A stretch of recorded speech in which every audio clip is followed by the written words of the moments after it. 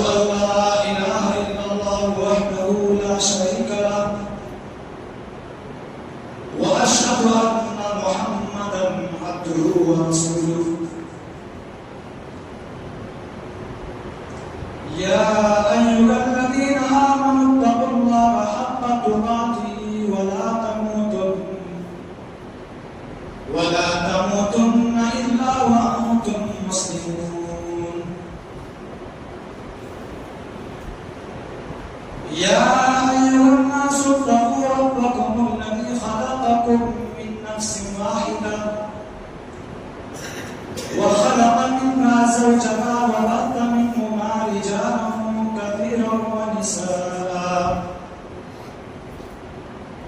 واتقوا الله الذي تساءلون به والأرحام إن الله كان عليكم رقيبا يا أيها الذين آمنوا اتقوا الله وقولوا قولا سديدا يصلح لكم أعمالكم ويغفر لكم ذنوبكم ومن يطع الله ورسوله فقد فاز فوزا عظيما أما بعد فإن خير الحديث كتاب الله وخير الهدي هدي محمد صلى الله عليه وسلم وشر الأمور محدثاتها وكل محدثة بدعة وكل بدعة ضلالة وكل ضلالة في النار. أعوذ بالله من الشيطان الرجيم. بسم الله الرحمن الرحيم. قاف والقرآن المجيد بل عجبوا أن جاءهم منذر منهم فقال الكافرون هذا شيء عجيب أإذا متنا وكنا ترابا وذلك رجع بعيد قد علمنا ما تنقص الأرض منهم وعندنا كتاب حفيظ بل كذبوا بالحق لما جاءهم فهم في أمر مريج أفلم ينظروا إلى السماء فوقهم كيف بنيناها وزيناها وما لها من فروج والأرض مددناها وألقينا فيها رواسي وأنبتنا فيها من كل زوج بهيج تبصرة وذكرى لكل عبد منيب ونزلنا من السماء ماء مباركا فأنبتنا به جنات وحب الحصيد والنخل باسقات ذات العود نضيد رزقا للعباد وأحيينا به بلدة ميتا كذلك الخروج كذبت قبلهم قوم نوح وأصحاب الرس وثمود وعاد وفرعون وإخوان لوط وأصحاب الأيكة وقوم تبع كل كذب الرسل فحق وعيد أفأعينا بالخلق الأول بل هم في لبس من خلق جديد. وسلام تک اساتذہ کرام اور میرے سامنے بیٹھے ہوئے میرے اسلامی بھائیوں اور دیگر حاضرین جمعہ، تمام قسم کی تعریف و توصیف، بڑائی و بزرگی و کبریائی اس وحدہ لا شریک کے لیے جو اکیلا تنے تنہا خالق و مالک اور رازق ہے، اس وحدہ لا شریک کے لیے جو انسان کی شکل و صورت کو نہیں دیتا، جو انسان کے مال و دولت کو نہیں دیتا، اس وحدہ لا شریک کے لیے جو انسان کی صفت اور انسان کے اعمال کو دیکھتا ہے. تمام قسم کی تعریفات اس وحدہ لا شریک کے لیے جس نے ہمیں اور آپ کو اس روئے زمین کے اندر پیدا فرمایا، اور پیدا فرمانے کے بعد یوں ہی ادھر ادھر بھٹکتے ہوئے نہیں چھوڑا، بلکہ ہماری رشد و ہدایت کی خاطر، ہماری رہنمائی کی خاطر بے شمار انبیاء کرام کو اس روئے زمین کے اندر مبعوث فرمایا. درود و سلام ہو جملہ تمام انبیاء علیہ السلام پر، خصوصاً بالخصوص ہمارے اور آپ کے آخری نبی جناب محمد رسول اللہ صلی اللہ علیہ وسلم. اللهم صل على محمد وعلى آل محمد كما صليت على إبراهيم وعلى آل إبراهيم إنك حميد مجيد. اللهم بارك على محمد وعلى آل محمد كما باركت على إبراهيم وعلى آل إبراهيم إنك حميد مجيد. معزز سامعین، آج کے اس خطبہ جمعہ میں آپ حضرات کے سامنے جو عنوان لے کر حاضر ہوا ہوں وہ ہے نوجوان تباہی کے نام. جب جوانی ڈھلے گی تو پچھتائے گا، جب جوانی ڈھلے گی تو پچھتائے گا، پھر رونے رلانے سے کیا فائدہ. آنکھ کھولو اٹھو یاد ربو کو کرو، آنکھ کھولو اٹھو یاد ربو کو کرو، عمر یوں ہی گوانے سے کیا فائدہ. معزز سامعین، معاشرہ اگر آج تباہی کے دہانے پر ہے، معاشرے سے اگر آج برائیاں ختم ہو رہی ہیں، معاشرے سے اگر آج برائیاں فروخت پا رہی ہے، تو بہت بڑا رول اور بہت بڑا کردار اس میں نوجوانوں کا ہے. نوجوان سماج کا وہ امپورٹنٹ اور اہم حصہ ہے کہ کوئی بھی سماج اور کوئی بھی معاشرہ نوجوانوں کے بغیر کمپلیٹ نہیں ہوتا. نوجوان اس معاشرے کی جان ہے، اس معاشرے کا کیپیٹل ہے، اس کا سرمایہ ہے. اور ایک بات میں آپ سے کہنا چاہتا ہوں کہ دنیا کے ہر ملک، دنیا کے ہر سماج کا پروجیکٹ کا حصہ ہے نوجوان. دنیا کے کوئی قوم نوجوانوں کو کام میں لائے بغیر ترقی نہیں کر سکتا.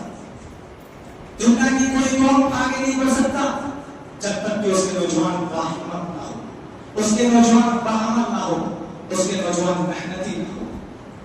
اور دنیا کے جس قوم کے نوجوان بیکار ہو جائے، جس قوم کے نوجوان نشے کے عادی ہو جائے، جس قوم کے نوجوان بیکار اور بے مطلب ہو جائے، تو وہ قوم سبھی اصل سے پٹ جاتی ہے.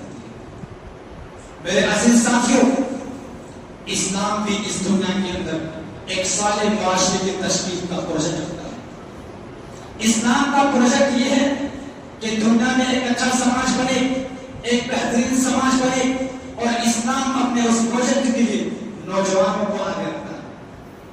ہمارے پیارے نبی جناب محمد رسول اللہ صلی اللہ علیہ وسلم کا، صحابہ کرام کا جب ہم نام پڑھتے ہیں، آپ کی سیرت کو جب ہم پڑھتے ہیں، تو آپ کے صحابہ کرام میں جو چوٹی کے صحابہ کرام ہیں، اسلام کے جڑوں کو جنہوں نے پانی دیا ہے، اسلام کے بنیادوں کو جنہوں نے مضبوط کیا ہے، ان میں میجورٹی نوجوان صحابہ کرام کے ہوتی ہے. حضرت ابو بکر صدیق رضی اللہ تعالیٰ عنہ اسلام قبول کرتے ہیں، ان کی عمر کتنی 38 سال. حضرت عمر فاروق رضی اللہ تعالیٰ عنہ اسلام قبول کرتے ہیں، ان کی عمر کتنی 30 سال. حضرت علی رضی اللہ عنہ نوجوان، حضرت عبداللہ بن مسعود رضی اللہ عنہ نوجوان، حضرت عقب بن ابی طلحہ نوجوان.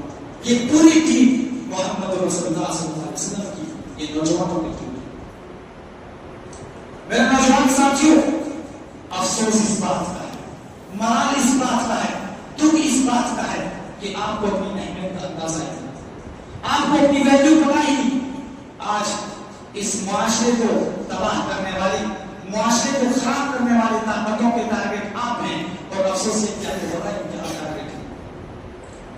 علامہ اقبال کہتے ہیں کہ وہاں ناکامی متائے کارواں چاہتا رہا، وہاں ناکامی متائے کارواں چاہتا رہا، کارواں کے دل سے احساس زیادہ چاہتا رہا۔ قافلہ لوٹ رہا ہے اور قافلے کو پتہ نہیں کہ ہم لوٹ رہے ہیں، یہ افسوس کی بات ہے۔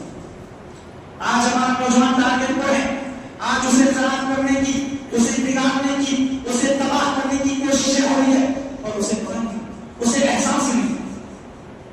میرے پیارے ساتھیوں، پیارے نبی صلی اللہ علیہ وسلم نوجوانوں کو بڑی اہمیت دی ہے۔ ہمارے دین کے اندر، ہمارے شریعت کے اندر نوجوانوں کو بڑی اہمیت دی گئی ہے۔ آپ قرآن اٹھائیے، موسیٰ علیہ السلام کا واقعہ اللہ تعالیٰ قرآن میں بیان کرتا ہے۔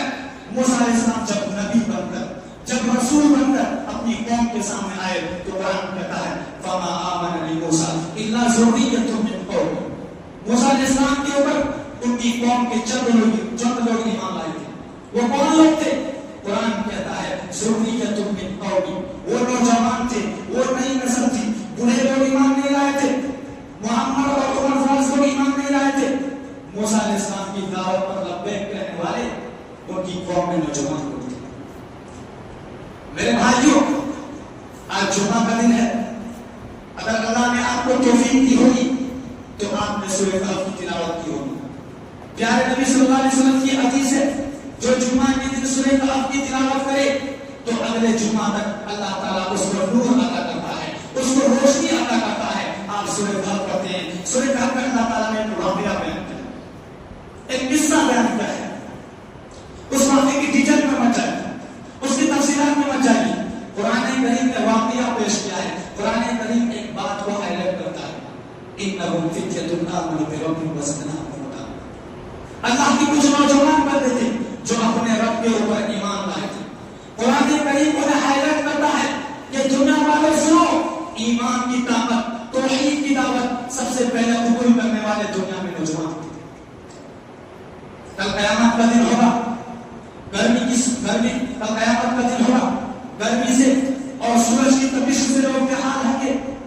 اللہ کے پیارے نبی صلی اللہ علیہ وسلم فرماتے ہیں، صحیح بخاری کی روایت ہے، سبعۃ یظلهم اللہ فی ظلہ یوم لا ظل الا ظلہ۔ 7 طریقے کے لوگوں کو اللہ تبارک و تعالیٰ اپنے عرش کا سایہ دیتا ہے۔ ان 7 خوش نصیب بندوں میں سے پیارے نبی صلی اللہ علیہ وسلم فرماتے ہیں وشاب نشا فی عبادت اللہ، وہ نوجوان بھی ہوگا جس کی جوانی اللہ کی عبادت میں گزری۔ میرے بھائیوں، انسان کی زندگی کا سب سے کمپلیٹ دور، سب سے پرفیکٹ دور جوانی کا دور ہوتا ہے، جس میں دماغ بھی سب سے بہترین کام کرتا ہے، شعور بھی سب سے زیادہ ہوتا ہے اور انسان سب سے زیادہ ایکٹیو ہوتا ہے۔ اسی لیے جنتی جب جنت میں جائیں گے، اللہ کے پیارے نبی صلی اللہ علیہ وسلم فرماتے ہیں جنتی جوان ہوں گے اور جنتی کبھی بوڑھے نہیں ہوں گے۔ جنت میں بڑھاپا نہیں ہوگا کیونکہ بڑھاپا کمزوری ہے اور جوانی طاقت ہے، اور جوانی انسان کا سب سے بہترین دور ہے۔ مگر آج ہمارا نوجوان تباہی کی نام، آج برباد ہے۔ کس چیز میں برباد ہے؟ میں کس چیز کا نام دوں؟ سب سے بڑی تباہی جو ہمارے نوجوانوں کو لاحق ہے کہ آج دین اور ایمان کے معاملے میں تباہی۔ آج انٹرنیٹ پر کسی کی باتیں سن کر ایمان لے آتے ہیں۔ آج ہمارے ایمان پر ڈاکہ ڈالنے والے، ہمارے توحید کو برباد کرنے والے، ہمارے ایمان کو ختم کرنے والے سینکڑوں کی تعداد میں، اور انٹرنیٹ آج بہت بڑا میڈیم ہو چکا ہے، آج یوٹیوب بہت بڑا ذریعہ بن چکا ہے۔ ایسی طاقتیں آج ہمارے نوجوان کو تباہ کر رہی ہیں۔ ایک مسلمان کی سب سے بڑی پونجی اس کا ایمان ہے، سب سے بڑی دولت اس کا ایمان ہے، اور کل قیامت کے دن یہ دولت اگر نہیں تو سب پہ اللہ تعالیٰ فرماتا ہے سورہ آل عمران کی آیت نمبر 91 میں ان الذين كفروا وماتوا وهم كفار فلن يقبل من احد منهم الارض ذهبا۔ جو لوگ ایمان نہیں لا پائے، کفر کی حالت میں انتقال کر گئے، کل قیامت کے دن زمین پر کے سونا بھی اللہ کی بارگاہ میں دے دے تو قبول نہیں کر سکتے۔ ایمان اتنی بڑی دولت ہے کہ قیامت کے دن زمین بھر کا سونا بھی دے کر بچ نہیں سکتے۔ آج اس ایمان کو تباہ کرنے کی کوشش کر رہے ہیں، اور میں اپنے نوجوانوں کو ایک بات بتانا چاہتا ہوں کہ انٹرنیٹ پر یوٹیوب پر، سوشل میڈیا پر دین کا نام لے کر، حق کا نام لے کر، قرآن و حدیث کا نام لے کر بھی آپ کو قرآن و حدیث سے دور کیا چل رہا ہے؟ یہ پیارے نبی صلی اللہ علیہ وسلم کی پیشن گوئی ہے. آپ کو پہچاننا ہوگا کہ کون قرآن و حدیث کی بات کر رہا ہے اور کون قرآن و حدیث کے نام سے ہمیں گمراہ کر رہا ہے. اس لیے کہ پیارے نبی صلی اللہ علیہ وسلم نے فرمایا، صحیح بخاری کی بات ہے، یأتی فی آخر الزمان قوم حدثاء الاسنان سفهاء الاحلام یقولون من خیر قول البریة یمرقون من الاسلام کما یمرق السهم من البریة. اللہ کے پیارے نبی صلی اللہ علیہ وسلم کہ آخری زمانے میں قیامت کے پہلے ایسے لوگ ہوں گے جو نوجوان ہوں گے اور بیوقوف ہوں گے، کم عمل ہوں گے، بڑی اچھی باتیں کریں گے لیکن اسلام سے نکل جائیں گے. جیسے تیر شکار کو آر پار کر کے نکل جاتا ہے، ویسے ہی وہ اسلام سے نکل جائیں گے. قرآن و حدیث کا نام لینے والا ہر آدمی صحیح نہیں ہے. آج انٹرنیٹ پر آپ دیکھیں شکیل بن کا فتنہ موجود ہے، انجینئر علی مرزا کا فتنہ موجود ہے. افسوس ہے، دل خون کا آنسو ہوتا ہے کہ آج ہمارا مسلمان نوجوان کیسے اس کا تعلق رکھتا ہے. جیسے ہم اپنے نبی کو نبی مانتے ہیں، ویسے ہی ہمارا عقیدہ ہے، ہمارا ایمان ہے. ہمارے نبی خاتم النبیین ہے، آخری نبی ہے. آپ کے بعد کوئی نبی دنیا میں آنے والا نہیں ہے. آپ کے بعد جو اپنے آپ کو نبی کہے وہ جھوٹا ہے، قذاب ہے، دجال ہے. اور اگر اسلامی حکومت ہو تو اس کی سزائے موت ہے. اسلامی حکومت میں نبوت پہ دعویٰ کرنے والوں کی سزائے موت ہے. افسوس ہے آج ہمارا نوجوان ایسے لوگوں کا تعلق. علاج کا علاج ہے کہ علماء حق سے جڑے، ان علماء سے جڑو جو قرآن و حدیث کے جانکار ہیں اور صحیح منہج پر ہیں. اور انٹرنیٹ کے ذریعے علم حاصل کرو، منع نہیں ہے. انٹرنیٹ کی دنیا بہت وسیع ہے، مگر علماء سے رابطے میں رہو. علماء زیادہ بہتر جانتے ہیں کہ کس کا منہج کیا ہے. آپ نے حدیث کی نمبر کے حوالوں کی بنیاد پر، کسی کی چگلی باتوں کی بنیاد پر اسے عالم تصور کر دیا، اسے داعی تصور کر دیا. حقیقت مواد کی توحید پر ڈاکہ ڈالتا ہے، آپ کے ایمان پر ڈاکہ ڈالتا ہے. ایمان سب سے بڑی دولت ہے، صحیح عقیدہ سب سے بڑی دولت ہے. اللہ تعالیٰ قرآن میں کیوں کہتا ہے وَلَا تَمُوتُنَّ إِلَّا وَأَنْتُمْ مُسْلِمُونَ، تمہیں موت نہ آئے مگر اسلام کی حالت. یعنی ایمان وہ چیز ہے، توحید وہ چیز ہے کہ مرتے دم تک اس کی حفاظت کی جائے. تو ہمارے نوجوانوں کے لیے سب سے بڑا خطرہ، سب سے بڑی تباہی ایمان کی تباہی.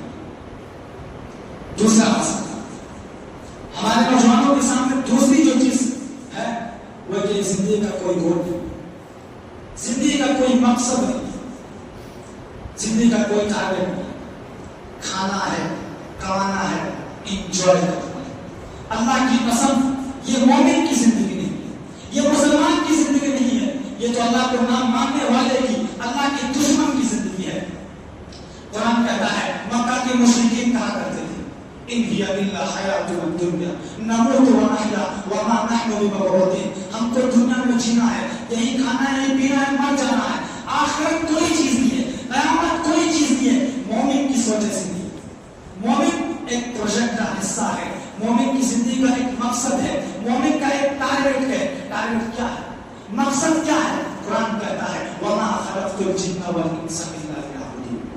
اپنے رب کو راضی کرنا ہے، اپنے اللہ کو راضی کرنا ہے. قل ان صلاتي ونسكي ومحياي ومماتي لله رب العالمین. جینا اس کے لیے، مرنا اس کے لیے، نماز اس کے لیے، قربانی اس کے لیے. ہماری زندگی کا مقصد یہی ہے. یہ دوسرا مسئلہ ہے. علاج کیا ہے؟ علاج بڑا سمپل ہے. ایک آدمی گزرتا قارون نام کا، بہت بڑا پیسہ ہوا، ارب پتی آدمی تھا، کھرب پتی آدمی تھا، بہت مال و دولت تھا اس کے پاس. اس کی قوم کے نئے لوگوں نے قارون سے کہا وَابْتَغِ فِيمَا آتَاكَ اللَّهُ الدَّارَ الْآخِرَةَ وَلَا تَنْسَ نَصِيبَكَ مِنَ الدُّنْيَا. اے قارون، تو دنیا کی زندگی میں آخرت کی تیاری کر، تو دنیا میں زندگی گزار، نوکری کر، بزنس کر. مقصد کیا ہو؟ آخرت کو بہتر بنانا. دنیا کی زندگی کا مقصد آخرت کی تیاری ہو. یہ دوسرا مسئلہ ہے. تیسرا مسئلہ ہمارے نوجوانوں کے سامنے تیسرا مسئلہ یہ ہے کہ اپنے والدین کے ساتھ بدتمیزی کرتے ہیں، ان کو گالیاں دیتے ہیں، ان سے الگ رہتے ہیں، ان سے تعلق ختم کر لیتے ہیں. یہ بہت بڑا مسئلہ آج ہمارے نوجوان کا مسئلہ ہے. اللہ کے پیارے نبی صلی اللہ علیہ وسلم فرماتے ہیں، صحیح بخاری کی روایت ہے، اِذْنَانِ يُعَجِّلُهُمَا فِي الدُّنْيَا مَعْرُوفًا. دو گناہوں کی سزا اللہ دنیا ہی میں دے دیتا ہے. دو گناہوں کی سزا دنیا ہی میں مل جاتی ہے. البغي وعقوق الوالدین، ایک ظلم کرنے کی سزا اور ایک والدین کو تکلیف دینے کی سزا. والدین غلط ہو سکتے ہیں، والدین کی سوچ غلط ہو سکتی ہے، والدین غلط ہو تب بھی ان کا عدل نہیں چھوڑنا، ان کی خدمت نہیں چھوڑنا، ان کے ساتھ حسن سلوک نہیں چھوڑنا، ان کے ساتھ دنیا میں اچھا سلوک کرتے رہنا. یہ تیسرا مسئلہ ہے ہمارے نوجوانوں کے سامنے کہ والدین کے ساتھ بدتمیزی اور برا سلوک. چوتھا مسئلہ، نوجوانوں کو چوتھی جو چیز تباہ کر رہی ہے، چاہے وہ لڑکے ہو یا لڑکیاں، مرد ہو یا عورت، بے حیائی کا. اللہ کی قسم، آج مسلمان کی گھر سے شرم و حیا کا جنازہ نکل رہا ہے. آج مسلمان کی گھر کی لڑکیاں ٹک ٹاک پر ویڈیوز بناتی ہے اور دنیا ان کے حسن کا منظر دیکھتی ہے. آج مسلمان گھر کی لڑکیاں اسکولوں اور کالجوں کے فنکشن میں ڈانس کرتی ہے اور ماں باپ جھوٹ کر اپنی بچیوں کے ڈانس کو دیکھتے ہیں. اور کوئی منع کر دے، کوئی سمجھا دے تو کہا جاتا تم کس دور کی بات کرتے ہو، تم نبیاں دوس ہو، تم پرانے زمانے کی بات کرتے ہو، تھوڑے ماڈرن بنو. میرے بھائیوں، جس گھر سے حیا چلی جائے، جس خاندان سے حیا چلی جائے، وہاں سے ایمان بھی چلا جاتا ہے. اللہ کے پیارے نبی صلی اللہ علیہ وسلم نے فرمایا، صحیح بخاری کی روایت ہے، ان الحیاء والایمان قرنا جميعا فاذا رفع احدهما رفع الاخر. حیا اور ایمان دونوں ساتھ رہتے ہیں، جہاں سے حیا نکلی وہاں سے ایمان بھی نکل گیا. آج ہمارے گھروں میں شادی بیاہ کے موقع پر کیا حالات ہوتے ہیں. آج ہمارے گھروں کی لڑکیاں، ہمارے مائیں، ہمارے بہنیں ایسا لباس پہن رہی ہے. آج ہماری عورتوں کے کپڑے ایسے ہو رہے ہیں کہ ان کے کپڑوں کو دیکھ کر حیا کو بھی حیا آ رہی ہے، شرم کو بھی شرم آ رہی ہے. آج باپ اپنی بیٹی کو وہ کپڑا لا کر کے دے رہا ہے، بیوی شوہر بیوی کو لا کر کے دے رہا ہے. اللہ کی قسم، یہ بے حیائی، یہ جہنمیوں کا لباس ہے. اللہ کے پیارے نبی صلی اللہ علیہ وسلم نے فرمایا کہ میری امت کے اندر دو عورتیں جہنم میں جائیں گی. فرمایا وَنِسَاءٌ كَاسِيَاتٌ عَارِيَاتٌ مَائِلَاتٌ مُؤْمِنَاتٌ، وہ کپڑا پہننے کے باوجود ننگی ہو. آج بالی ووڈ کے ذریعے، ٹی وی سیریل کے ذریعے ہماری عورتوں کے دماغ میں بھرا جا رہا ہے کہ تم آزاد ہو جاؤ. کس چیز سے؟ پردے سے، شرم سے، حیا سے. اللہ کی قسم، یہ آزادی نہیں ہے، یہ قید ہے، یہ مرد کی شہوت کی غلامی ہے.